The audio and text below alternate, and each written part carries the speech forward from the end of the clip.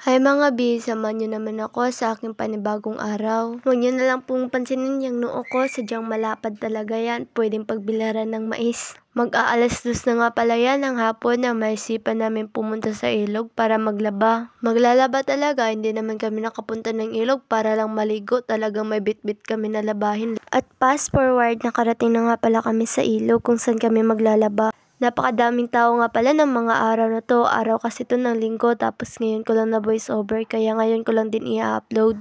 Akala ko simpleng labahin lang, yun pala 2 sakong labahin yung dinala ng tito ko. Uy, baka sabihin nyo 1 taon akong hindi naglalaba. 1 linggo lang yan, sadyang marami lang talaga kami sa bahay.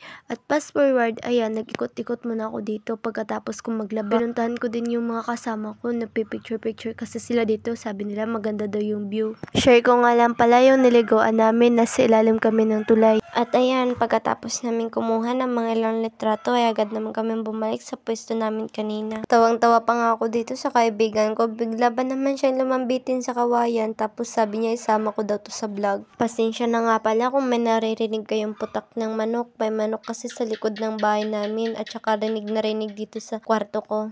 Sa part na to, nag-hi si Icy, tapos sabi niya, shoutout daw sa crush niya. Uy! Pagkasabi niya nun, tinawanan namin siya. Akala niya ata maniniwala kami na may crush siya. At habang naglalakad kami, bigla ba naman nagpatawa tong kasama ko. Shoutout, di ka kuhan. Eto ako nang iniwan.